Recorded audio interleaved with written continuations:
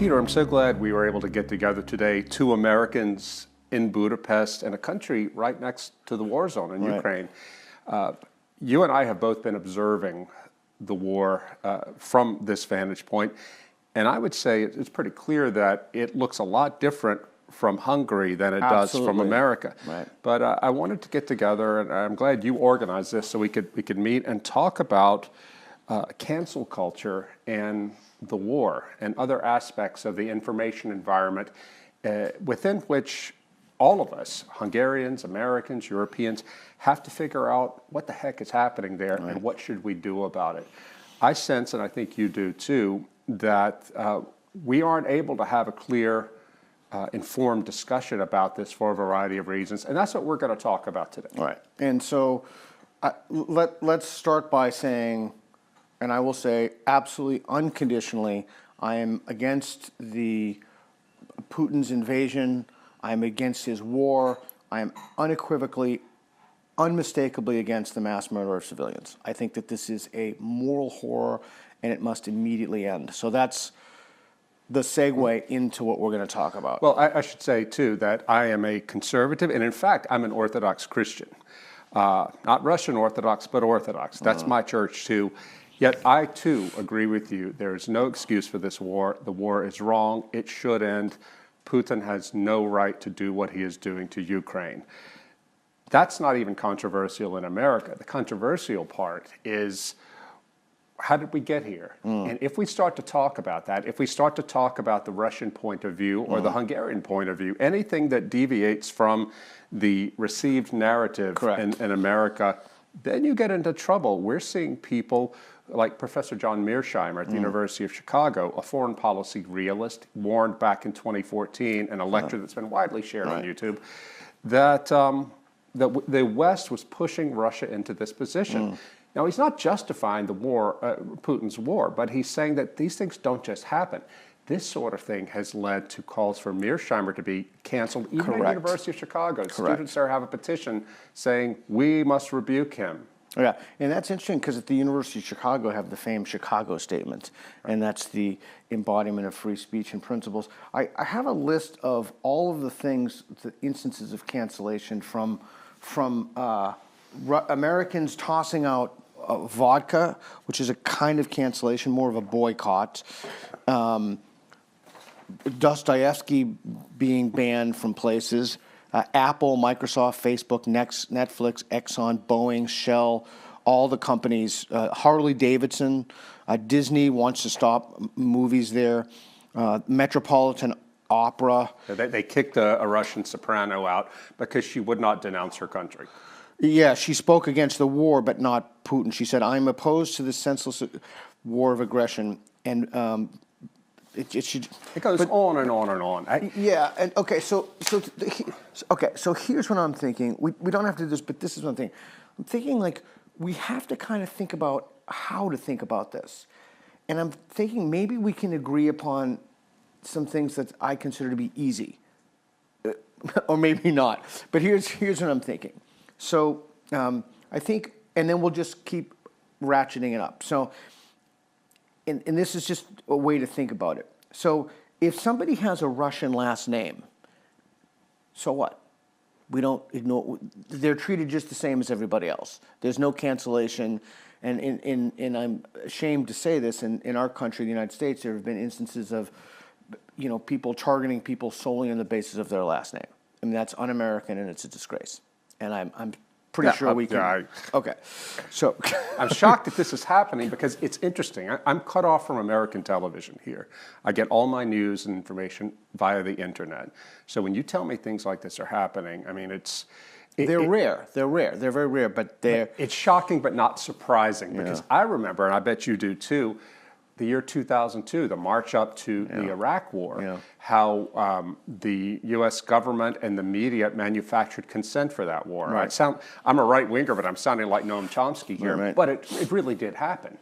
And I remember the whole freedom fries. I remember that. You remember that? For our younger viewers. They wanted to tell people. Yeah, well, the French government refused to support the American government's planned war on Iraq. And so suddenly in American pop culture, everything French was demonized. Right. They poured bottles of wine, Right, French wine, right. down the drain, and they changed the name of French fries to freedom fries. Okay, and this was so idiotic, right. but it happened, Right. and it was happening all over. I remember driving through Texas 4 years after this happened. There was in a little town of Canton, Texas, at the Dairy Palace, an old school diner. They still had freedom fries 4 years later. Wow. So, but this is the kind of thing that happens in a pop culture when people get into this moral panic. Yeah. And That's what it is. It's a moral It's panic. a moral panic. They turn off thought. Right. So you go from a few fringy people attacking people with Russian last names to the Russian soprano at the Metropolitan Opera being fired, and on and on. Right. Okay. So let's escalate it. So we both agree that the Russian soprano should not have gotten fired. Yeah. Now I read an interesting case. Now we're getting a little more complicated.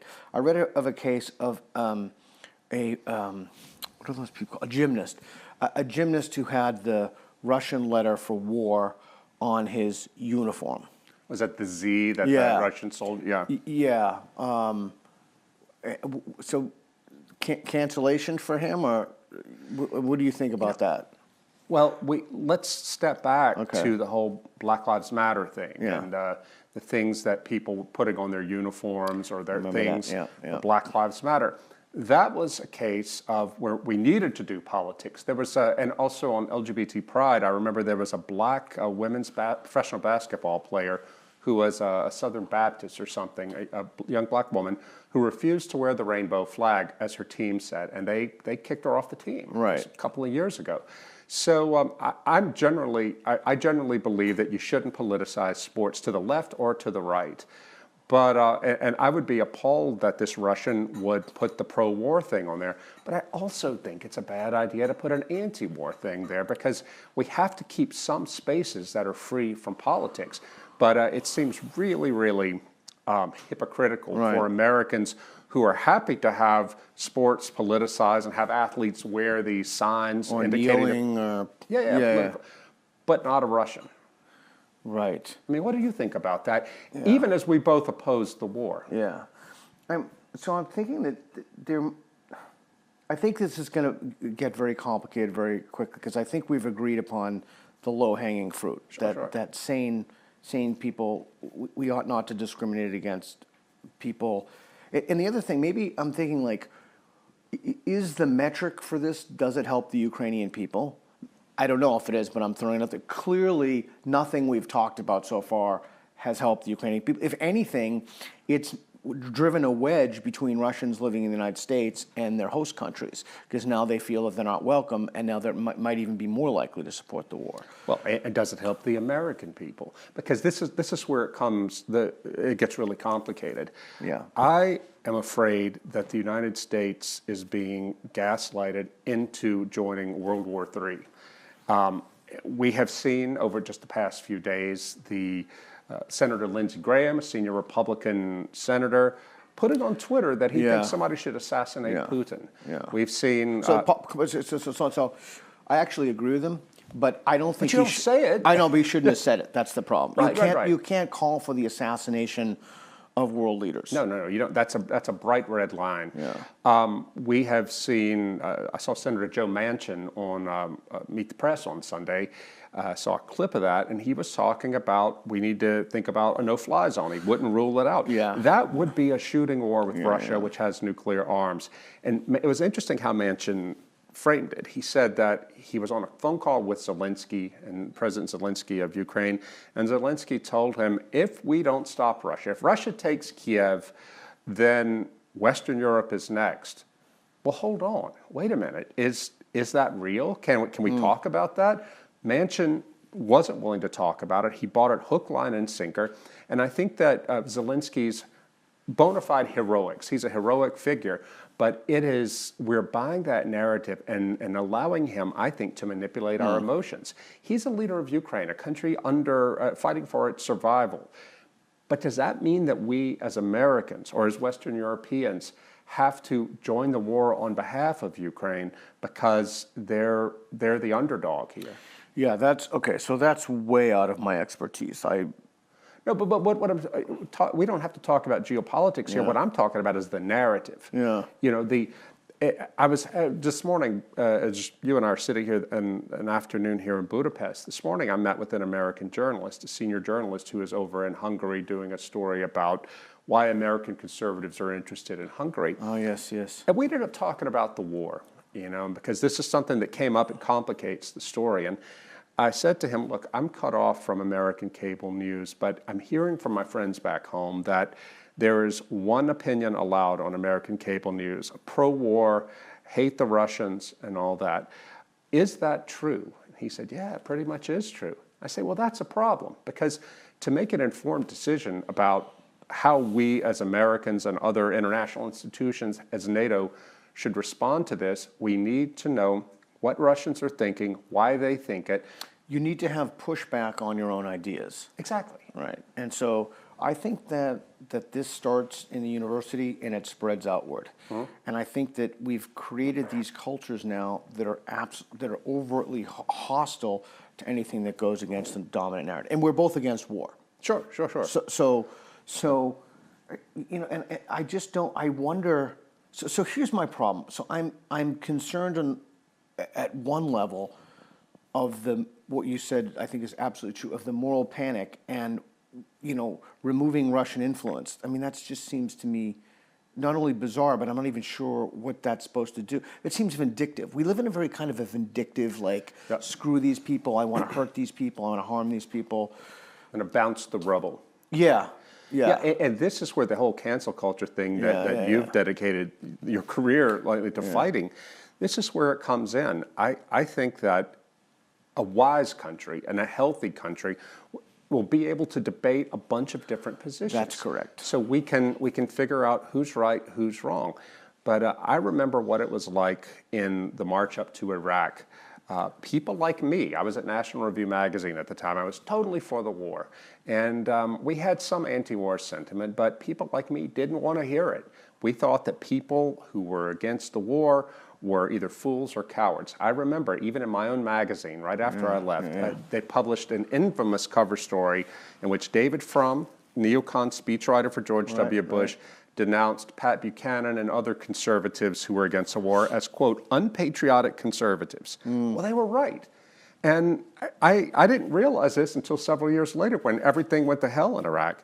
But I don't want to see that happen to my country again. And here's David Frum, Mr. Unpatriotic Conservatives himself, who hasn't had to pay any price for what he did. He's the one who wrote the Axis of Evil speech. And I feel like he's gaslighting us again into rushing into a war. It may be the case that we have to go to war. It may be. But for God's sake, let's think about this. Let's have some pushback. Let's not silence dissenting voices as somehow immoral, pro-Putin, for simply saying, hang on, wait a minute. Okay. So are there... Okay. So this is an incredible... I mean, what's so amazing to me about this is that we're trying to cancel a whole culture. Yeah. Like literally a whole culture, for not even a whole country, but a whole culture, and not even a man, which would be different if we're just trying to cancel. We're trying to cancel and extirpate an entire culture. And beside the fact that that seems deranged on multiple levels, it does seem to me that the instrument of cancel culture can be used in a positive way if its application is judicious and done right in certain circumstances. Now, tossing out Russian vodka, I don't see what that does besides... Makes us feel good. Makes us feel good about ourselves. And we're not tainting ourselves with this Russian... and then they put Ukrainian... So I don't know that much about... I'm not a geopolitics guy, but I didn't even know Ukraine had vodka exports. But they forward vodka exports on the shelves where Russian, they changed the text. Okay. So then I'm thinking, okay, so if somebody gives voice to a pro-war position in the United States, whether or not they're Russian or not, it does not seem to me that they should be canceled. No, I think that you can deplore their point of view, but I feel very strongly that we should separate the arts from politics. the last people you go to for any kind of political insight are artists, musicians, things like that. Maybe even philosophers. Maybe, but Bono from U2 drives me crazy. He's so sanctimonious, but I don't care. His policy positions on Africa were largely incorrect about forgiving the debt, but that's another conversation. Yeah. In any case, I can deal with that. I like Bono and U2 for their music, not for their politics or anybody like that. But to cancel this guy Gergiev, the Russian maestro, he was close to Putin. I think that just as a matter of principle, it's wrong to expect someone to denounce their own government in a foreign country in a time of war. And I don't care. I mean, I can denounce, if he wanted to denounce Putin, I'll clap for him. Right. But I don't think we should expect that of him. He's gone. Netrebko, the soprano at the Metropolitan Opera, she's gone. Even in Milan, we had that brief cancellation of the course on Dostoevsky. Yeah. They backed off after being criticized, but at the same time, in Glasgow and in Stockholm, the film festivals there kicked out 2 contemporary Russian films. That's right. Not because of their content, but because they were Russian. And so that's a lot. I mean, that's just, and the fact that this is becoming normative is a problem. Okay, but all of this said, so let's say I'm thinking about that gymnast who had the symbol for war, the Russian gymnast. What if he had? And again, I'm just thinking out loud here. So what if he had another thing like, yay, let's mass murder Ukrainians? I mean, because it does seem to me that there has to be some kind of a line. A swastika. Let's a say, swastika, or So there's a line. We're not free speech absolutist in that sense. See, I wonder if I am. I mean, so that's the reason that I think we need this, because I'm thinking, okay, so I mean, my gut reaction is to say if the guy has a swastika, he has no business whatsoever being, but then like I would need to really know why I know that, as opposed to just having this moral impulse and then just being like this, because that's how I see the whole society is. Like, they have moral impulses, but they don't have arguments. Yeah. And I want to be a guy who has arguments, and because I'm not sure I necessarily trust my moral impulses, because moral impulses have been wrong. They could be subject to myopia, cultural things. Well, my basic stance towards our culture war now is I believe that we're living in a time of what I call soft totalitarianism. And one aspect of that is everything becomes politicized. I feel strongly that we need to push back against the politicization of all these spaces, and we need to have and create and defend spaces where you don't have to take a particular political line, left-wing or right-wing, Christian, non-Christian.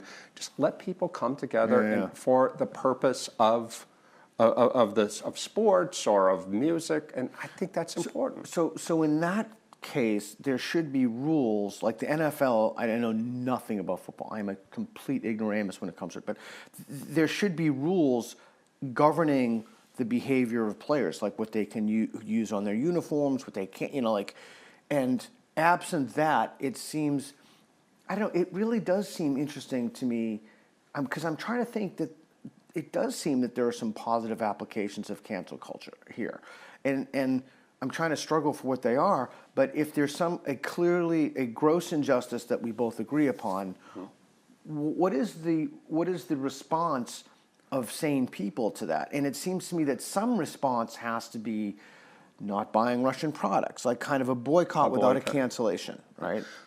Well, not wiping out Russian history. Yeah, because on that point, I went over the weekend for the first time to one of the thermal baths here at Budapest. A Hungarian friend took me there, and we had a really interesting long conversation while we're there boiling like dumplings in the baths.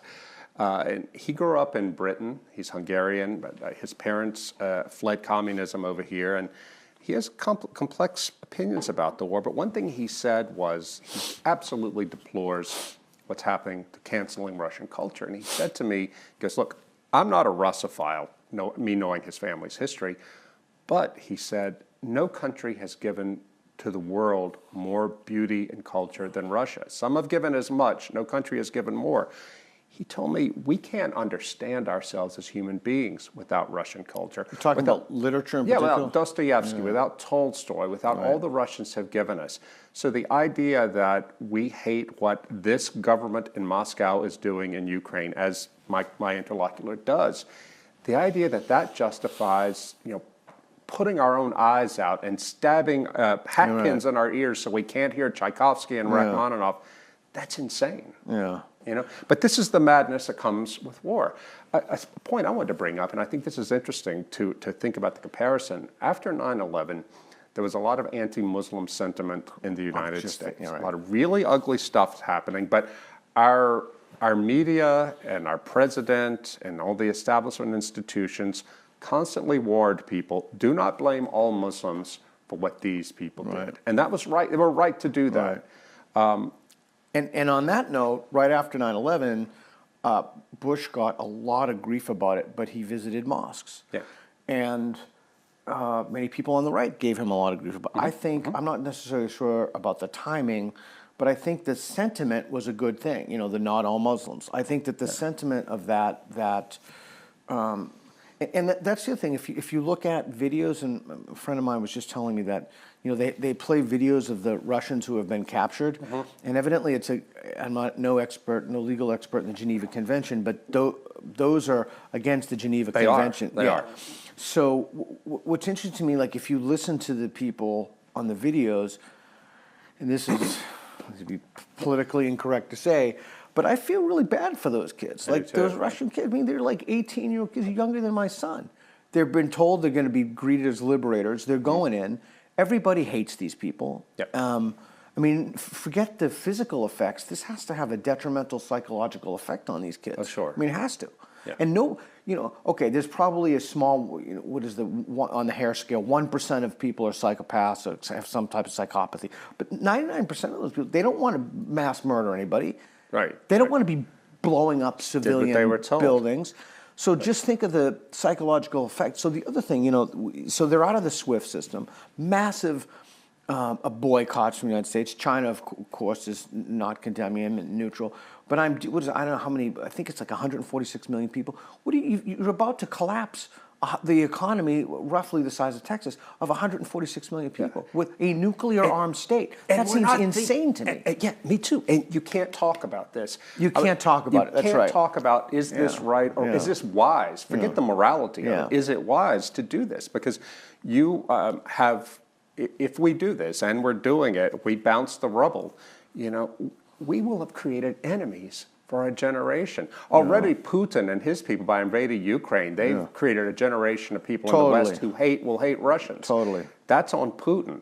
But if we overreact to this and immiserate an entire nation, I think it's too late. I think it's probably too late. It's done. I mean, I have no idea. Again, I'm not a geopolitics person at all, but I'm just thinking about the instability of a country. Again, they're just like you and me. They want to pay their rent. Yeah. They want to every once in a while go for a nice meal. They want to find love. They want to do all these things, and I think we are in for. So it's not just that we're doing this. It's that nobody is allowed to talk about the other side of the issue. Yep, that's right. I was talking to an American analyst friend of mine today, a geopolitical analyst, and he said, I've never seen anything like this in this country, in our country. It's worse even than Iraq, when it is impossible to raise questions like, okay, so what's Ukraine going to do if Russia wins? Is it smart of us to immiserate all these people? He goes, Rod, you can't talk about it. Right. And I think, I have no way of knowing this, but you probably know better than I, but all of this often happens during war. During World War I, German-American culture was demonized and all that. Right. So a lot of this is universal in human. Korean culture was demonized. Yeah. Right.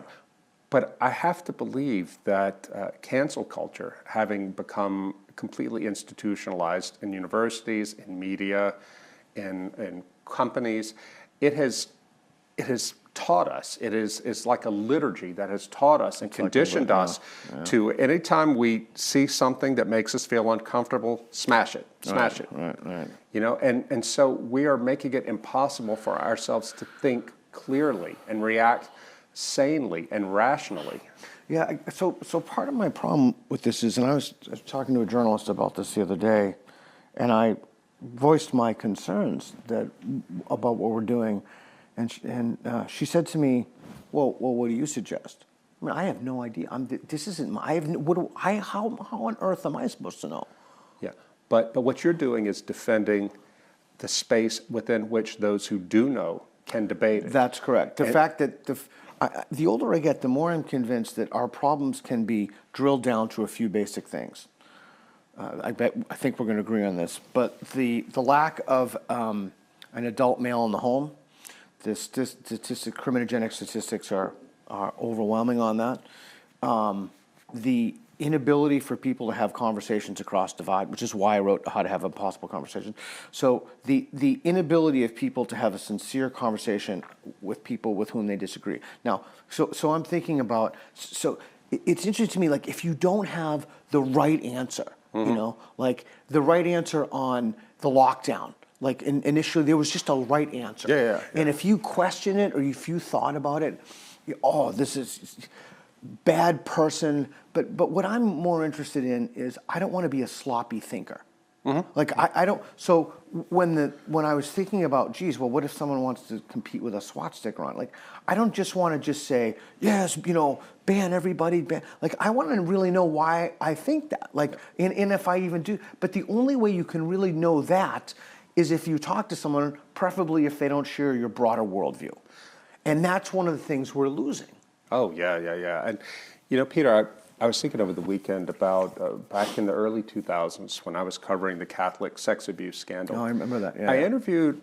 You did a really good job. Thank you. And I lost my Catholic faith out of it, but I wouldn't change a thing. I would have prayed more than I did. But then I ran into it because I was outraged at what was happening in my own church and to families.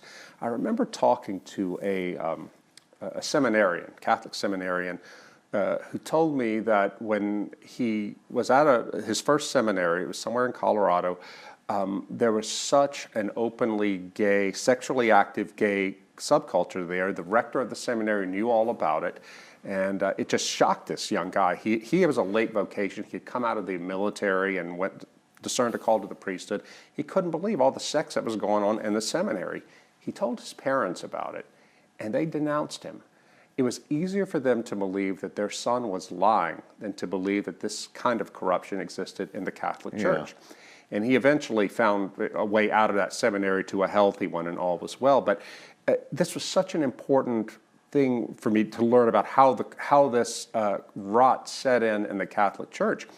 And it set in part because ordinary people simply could not believe that this institution that they trusted could be so corrupt. It was so important for them to believe the lie that made sense to kept their world ordered than it was to face this devastating truth and deal with it. You write about that in your last book too, Live Not by Lies. And this is, this is, I think, a real problem with our culture. Nobody ever likes to face painful, uncomfortable truths about the church, their family, anything like that. But if we are going to deal with the world as it is, we have to push through the denial. We have to push through wanting to construe the world according to a set of ideals that may not connect to reality. Yeah, and the only way you can do that is to at the very least be friendly, if not be out and out friends with people with whom you disagree. Right. Like I don't see any other way.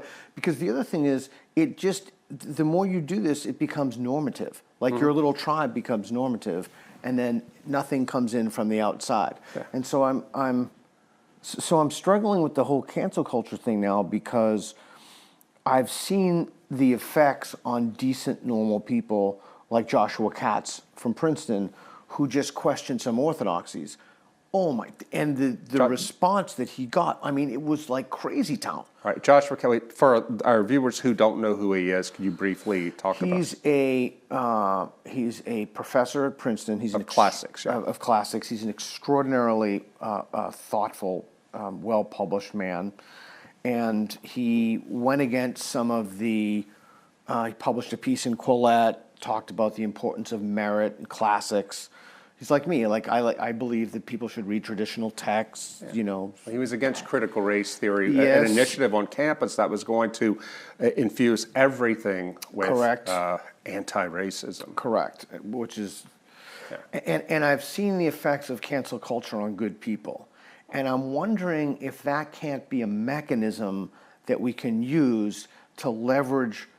I'm not sure what we would leverage though. Would we leverage popular opinion? No, because we'd have enough to be like.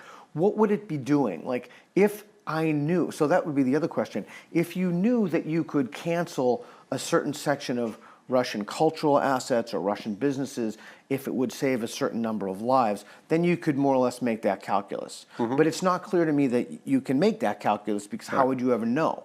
But what it is clear is that you will piss off a lot of people. That's unmistakable to me, and alienate them. And then, you know, so as I think about this, something is telling me that there are some good aspects of cancel culture. You just have to make sure that the things that you're canceling are the things that you should be canceling. And, you know, you started off by saying you're against the war. Obviously, we're against mass murder of civilians. I mean, that should be the lowest of low hanging. You shouldn't even have to have. You shouldn't even have to say I'm against mass murdering people. Like that should just be the given of every. But you have to, because if you don't make it clear, you get accused. If you start to talk about complexity, you get accused of, you know, being a crypto Putinist. Right. So we don't like nuance. You know, when I came here, I live in Portland, Oregon, a city besieged by tents everywhere. And I put out a tweet, something like, you know, the first thing I noticed, like, there are no tents here. Like, that was just the overwhelming, like, I could walk and there were no tents and it was safe. And I put it out there and people were like, you know, you bootlicker, you know, you're Oban. But, you know, I think the mayor of Budapest is not in Fidesz, he's in the opposite. No, they thought he was going to be the opponent of Orban in the election. He didn't win the primary, so but that's Budapest why is an anti-Orban city. Yeah, so that's why we just can't listen to these people because it's insane. But and I put out a video just as a parenthetical. I was giving a talk at high schools, and I've been talking high schools, and my kids go to Portland Public Schools, and I've always believed you can judge a culture, as weird as this sounds, a high school in particular, by looking at the bathrooms. Yeah. And did you see the video I put out? I did. Yeah. And when you go to the bathroom in a, excuse my, I'm going to tie this in a second, but. I'm going to see where you're going to go with this. Yeah. So, you know, the mirrors are, you know, they're not real mirrors. They're not made of glass, so you can't break them. Mm-hmm. The sinks are like, the whole thing, there's like, you know, and the kids have lighters. There's some defecate on the floor.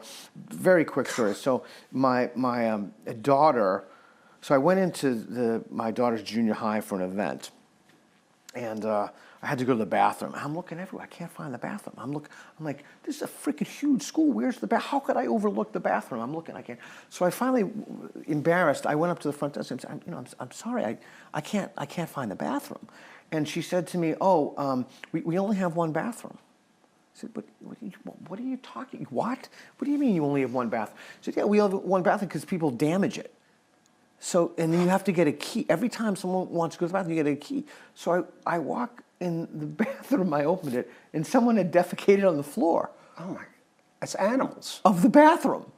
And I just can't believe, but that's like a barometer of something. And I go in here and I post the video and I get this, you bootlicker, like you were a bottle. Like who said anything about that? Like I'm just saying that, you know.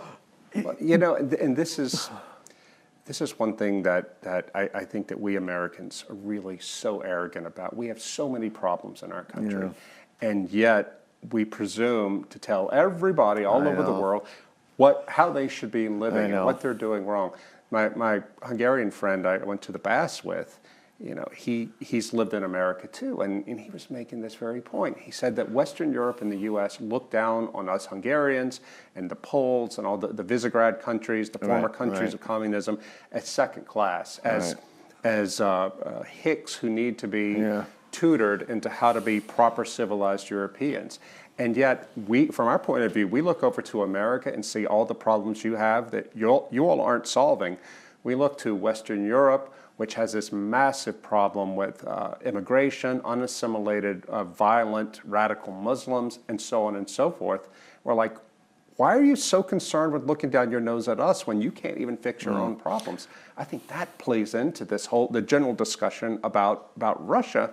Not that we should be silent about injustices or cruelty or war in another country, but that we should at least have the humility to realize that we don't have it all straight ourselves. So that's why I mentioned the bathroom stories, because humility is something that the United States is there's a book I read, I think it was Martin Gross's Conspiracy of Ignorance a few years ago, but it's quite some time now, but he said that they give every so many grade levels, they give a test to these kids in school.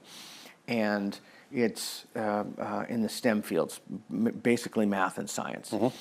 And at the end of the test, they give them another questionnaire, a very simple questionnaire. Here are the other kids across the world who took this. How do you think they did in relation to everyone else? Now, Americans consistently score in the bottom quartile, but consistently, overwhelmingly, Americans score number one. They view themselves as number one. But just, by the way, the South Koreans, and this belies, of course, there are cultural factors, this idea that, small classrooms are better.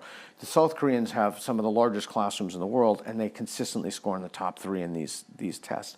So I think that part of that, Rod, is that we have pushed this idea of self-esteem on kids. Self-esteem, feel good about yourself. Oh, you're special. You're not freaking special. Give me a break. You get self-esteem, as Aristotle said, as a byproduct of doing something else. Yeah. But we have taught people self-esteem. And we have become, well, we always were an arrogant people, but I think, to be blunt, I think we had a lot of good reason. That's why the whole Make America Great Again, I think that resonated with a lot of people. An era of accomplishment. Yeah, when we were on top of the world, we were meritocracy. I went to the Museum of Air and Space, and if you haven't been there, I'm telling you, man, that was one of the most amazing experiences I've ever had in my life. So basically, these guys, mostly men, they didn't even have digital technology. They had nothing. And they're putting a man on the freaking moon. I mean, the word that I got out of that, I don't smoke pot anymore, but if I had smoked pot and seen that, I think my mind would have been completely blown away. The word that I came across after that was audacious. We were an audacious country. And we didn't have anywhere near the problems that we had today. So there is this kind of arrogance that we have, telling people how to live, telling people how to fix things, telling people... And I always try to avoid that, because I think that's a very ugly. It's unbecoming of a people who have so many problems. To learn from other people. And over this past weekend, I watched for the 4th time in 2 years this Andrei Tarkovsky movie. I saw you tweeted that. Nostalgia. Yeah. Tarkovsky was a Soviet-era filmmaker. He ended up leaving Russia because he got afoul of the state, but just one of the great filmmakers of all time.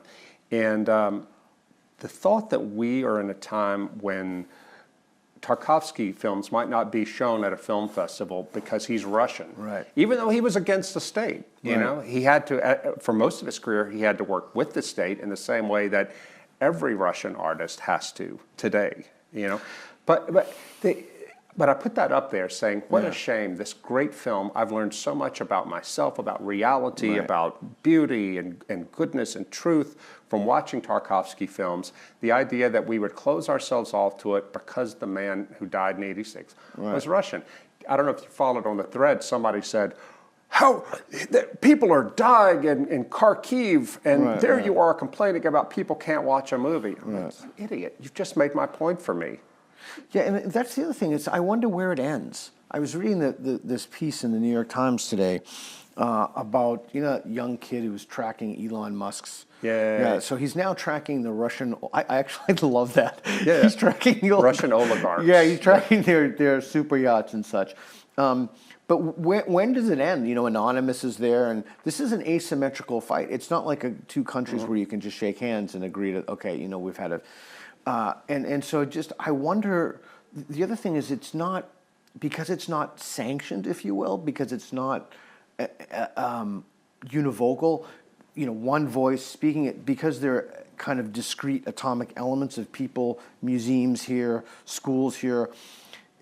So that's the idea that it just is, it's like the Hydra, like you cut off a head and another one pops up. Like it's this out of control thing that every time you try to get rid of something, you're generating a whole suite of other problems that just pop up. And my great concern, Peter, is that even if Russia deserves to be punished, and I would agree that there has to be some action, some economic sanctions, but I'm not sure where to draw the line. I have but no idea. But again, my point is that we can't have that discussion. But I really do fear that having seen the power of all these institutions and nations working in concert to cancel an entire nation and culture, that the people in charge of these institutions will see that they have this power, and then they're going to turn it on dissidents domestically in our lifetime. Because, I mean, just before the Russian invasion, a lot of people in our worlds were talking about Canada and the Trudeau government invoking an emergency and using it to go after people's bank accounts if you supported the truckers. That's absolutely chilling. That's social credit system stuff. Well, now the war happened, and we have seen what international capitalism and governments can do to punish a state actor for a bad act. It's an awesome thing. They didn't use it against China, even though China is genociding the Uyghurs. Correct. No, we're not going to do that to the Chinese. We can do it to the Russians. I think they're going to end up finding a way at some point to justify doing it to people like you and me. And I want to ask you about this. This is a delicate question, but I've thought about why is it that our country, after 9/11, all the right-thinking people said correctly, don't come against all Muslims, all Arabs, and all that. China gets away with the murder and imprisonment and gulags for the Uyghurs. Big business won't ever stand against it, and we can't even say China virus. Yeah. But suddenly the Russians do something wicked, and now it's like, open the barn door and let the stampede begin. I think it's because the Russians are European people. And we have conditioned ourselves to not allow ourselves to criticize non-white people, but the Russians are white. And so we let them have it in a way we would never let any other bad actor from any other civilization have it. Am I right or wrong about that? I bet you that plays a role. I mean, I don't know. I'd really have to think about it. I don't know.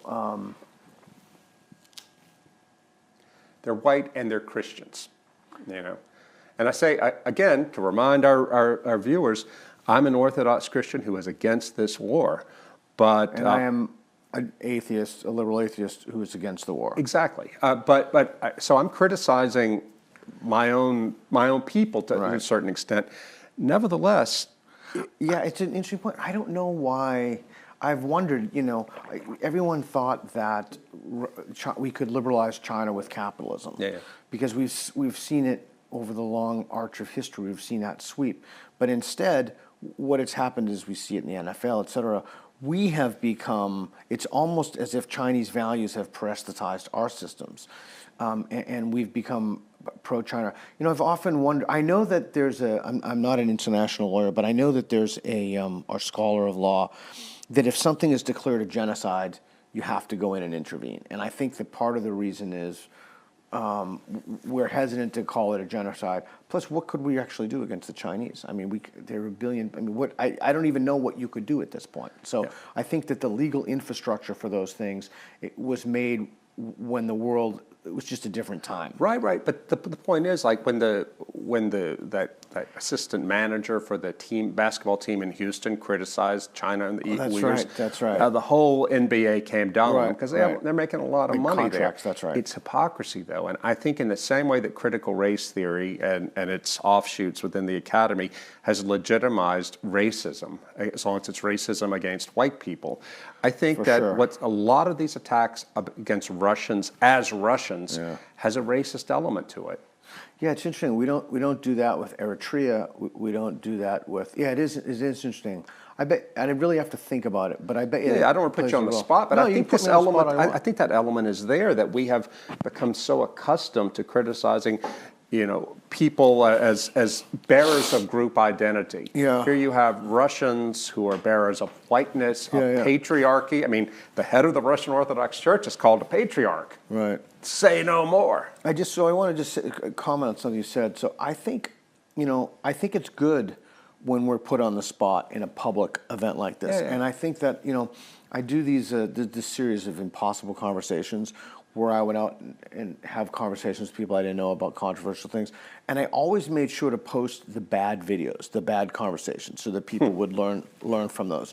And I think that in the same way that we call for more humility in a nation state, we should call for more humility in ourselves. Like, I'm not a foreign policy expert. I'm just trying to think through the application, particularly the ethical application of cancel culture to this.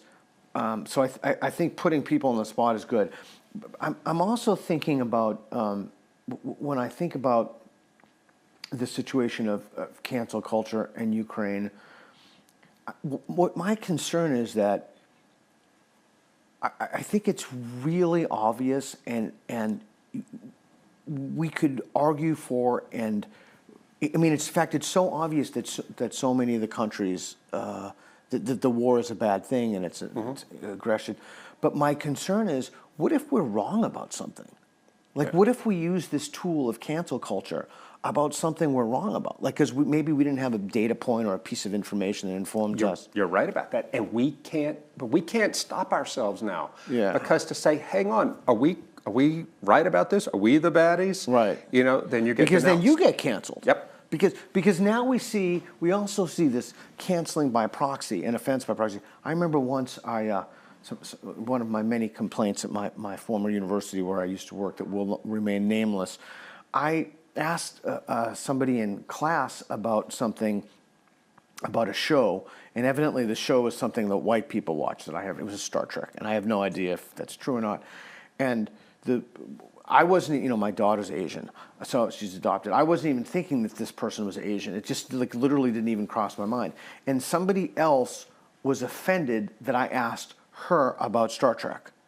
So it was like an offense by proxy. So you wouldn't, she wasn't even offended. Are you kidding? Yeah, so it's like if you say, well, I don't know, should we really be throwing out Russian vodka? I mean, that seems to be a very reasonable question to me. Okay, but that would be like that guy over there saying, oh my God, I'm offended that Bogosian. Okay, if you don't want to have a conversation with someone, nobody's forcing you to have a conversation. But the other thing about cancel culture is we cancel people, they call it platforming. I'm sure you're going to get grief for talking to me. I know I'm going to get grief for I already have gotten grief from talking to you, but so who cares? I don't want to live in the world where the mob has the ability to tell me I can't talk to Peter Boghossian, I can't watch a Russian movie. Yeah, and we're friends too, by the way. I tell everybody on camera, we're friends outside of this. Yeah. And so that's why I thought you'd be a great interlocutor for this conversation. But that, I think, is one of the most pernicious aspects of this whole thing. Being offended by proxy, not wanting to talk to somebody because Boghossian talks to Dreher, I don't like Dreher, therefore I'm not going to. It's purity. Who on earth are you? It's purity. It is the Jonathan Haidt category, which you've written about as well, and he writes about that in The Righteous Mind. It's the purity category, absolutely. Yeah, and it's just. Again, I keep going back to Iraq. How I'm realizing now that we're in another war situation, how formative that was to me, and how I'm haunted by it, haunted by my own surrender to my moral passion, to my anger, and how I cloaked it all in. It's motivated reasoning, right? It's motivated. That's right. Do you remember the Downing Street memo? It was sent by the British Embassy in Washington. About the rods. No. It was sent in 2002 to Prime Minister Tony Blair when everybody was talking about going to war. It was not revealed until 2005, and the Sunday Times of London published it. I looked at it again today because the British ambassador wrote that in Washington, the decision to go to war against Iraq has already been made, and the Bush White House is fixing the facts around the policy. I remember that. Right? That's right. Yeah. So it was all a pantomime, the idea that we're going to deliberate on this. Right. They didn't even want to deliberate on it. And the Downing Street memo said that nobody in the White House was thinking about the consequences for what happens after the war. And we saw what happened there.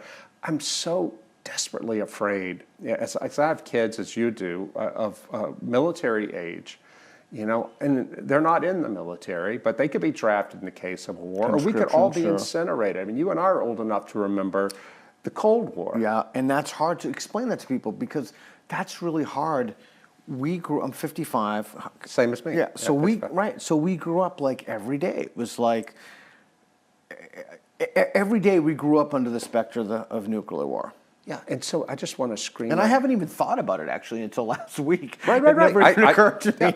Right. I wrote to my son in college. I said, Matt, you've been blessed. You were born after this. I mean, the nuclear weapons are still there, but we haven't really had to think about it. Well, now we do. And I just wonder if the last 30 years of people not having to think about it has dulled our perception of how quickly everything could end. Yeah. And so the other thing that concerns me is you've now destabilized the economy of an entire country, and it would not surprise me if plutonium were being sold in the black market as a consequence. It would not surprise. Loose nukes would not surprise me at all. It was the one thing that Gore and Bush agreed upon in their debate. But it would not surprise me if we see and the other thing that wouldn't surprise me is, when Ukraine gave up their nukes, it wouldn't surprise me if you saw more countries rush to get nuclear weapons as a consequence. Oh, absolutely, absolutely. So we've created an extremely dangerous world, and one way to not necessarily get out of that, but to try to figure out what's right and just and fair, and the North Star being to figure out what's true, is you have to bounce your ideas. You have to. You can't just live in some incubation chamber where your ideas are just incubated and then you're just kind of plucked out there. Yeah. And so my hope is that we see more of these conversations, because I tell you where they're not happening on university campuses. Yeah. They're not, because you have to have a prescribed narrative, you have to say one thing, and the very places where they should be modeled, and I think this is the reason for the popularity of podcasts like Joe Rogan, et cetera, because they're just a smart guy trying to talk to experts and trying to figure stuff out. And I think that what I would like to see happen, if I were in Budapest, some issue came up, I'd love to talk to you, or somebody who was another Christian conservative, someone who had a different worldview. Now, we've agreed on a lot of this, most of this stuff here, but I think that's because it's. Well, why do you think that is? Because I have a hypothesis. Why have we agreed on that? Well, I think because we haven't gotten down to the nitty-gritty. We both admitted that neither one of us are geopolitical experts or economists. I don't know where I would draw the line, but what we're both arguing for, it's kind of a meta-argument. We're arguing for creating the space where we can bring experts and people who do know about this stuff and have these conversations. We're both deploring the fact that we have created, in the West, we have created a culture where it's not possible. Right. One thing I wanted to say before we ended is, you and I have talked about this before, about coming to Hungary as Americans and learning more about this country and about the Trianon Treaty. Right.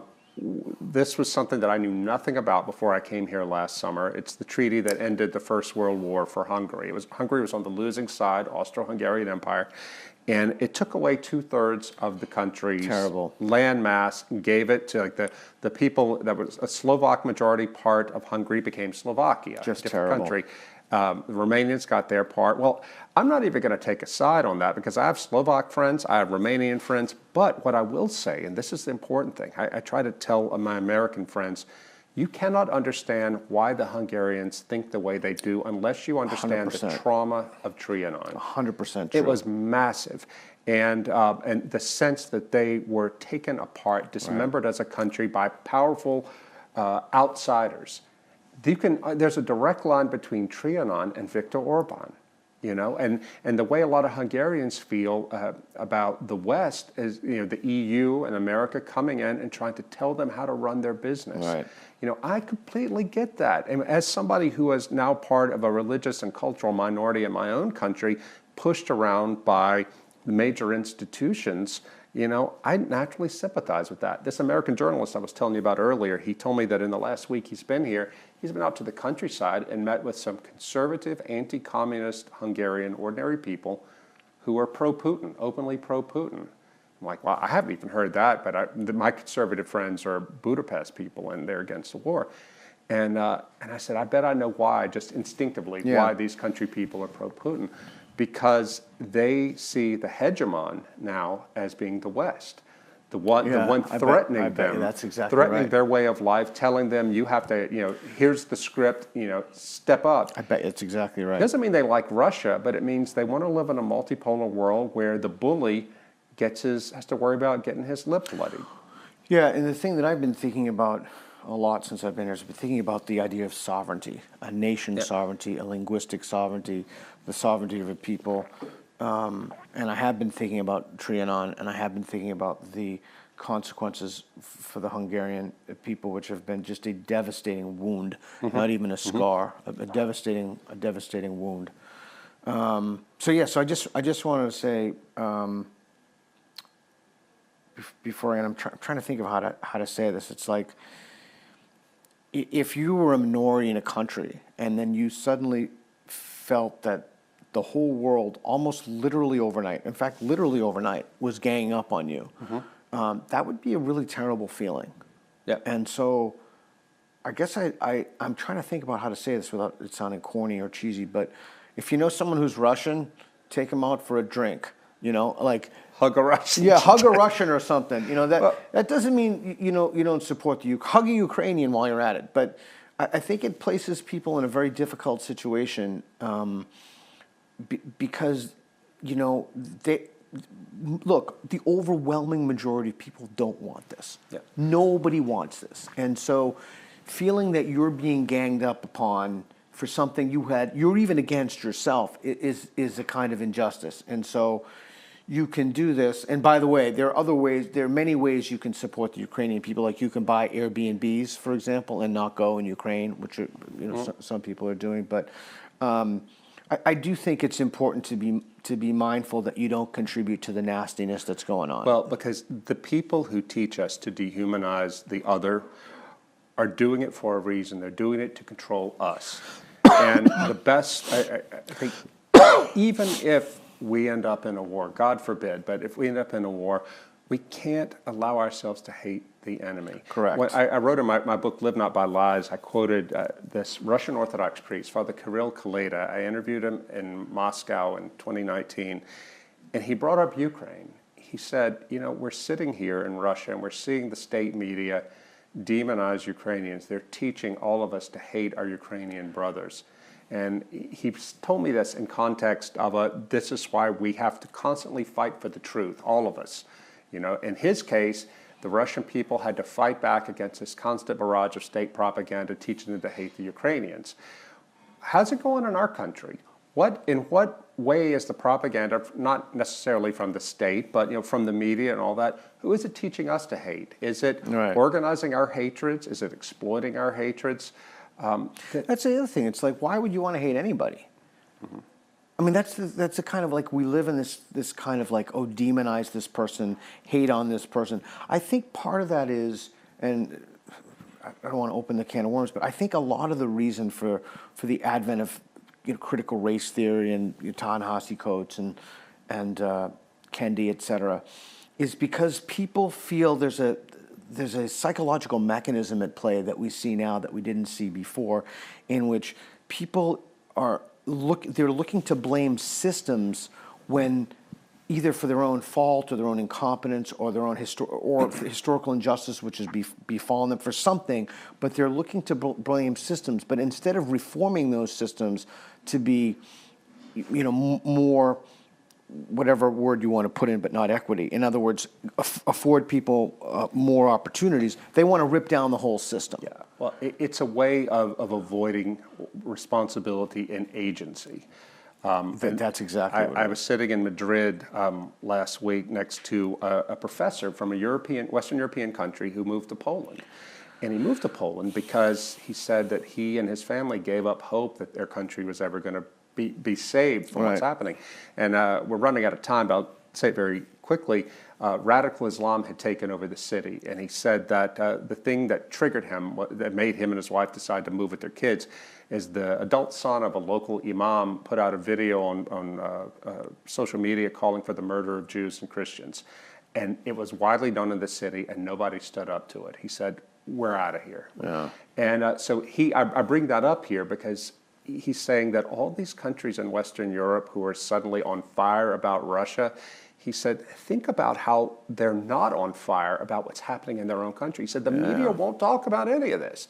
So I think that's an aspect of what we're talking about here, that the fact that we aren't allowed to talk about historical background, how the West might have pushed Russia to this, what is Russia like, it's all about, or it can be about taking our eyes off of the problems at home that we don't have a solution for. So it's easier to take all that rage and project it onto the Russians. We got to start talking to each other again. Oh, we're out of time. Thanks, Rod. Appreciate it. Thanks, Peter. Thank you all. Thanks, everybody.